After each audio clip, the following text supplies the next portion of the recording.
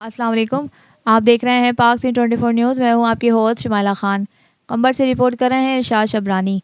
कंबर में पीपी शहीद भुट्टो की तरफ से बागो देरो प्राइमरी स्कूल में गरीब बच्चों में जूते मोज़े और गर्म टोपियां तकसीम की गईं।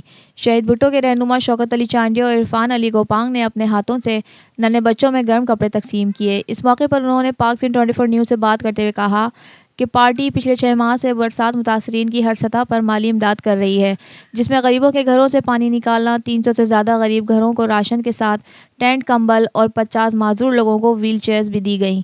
उनका मजीद कहना था कि पीपी शहीद भुट्टो अवामी पार्टी है जो अवामी खिदमत पर यकीन रखती है, जिसकी मिसाल जूनियर जुल्फ़िकार भुट्टो की है जो दुनिया के सामने है।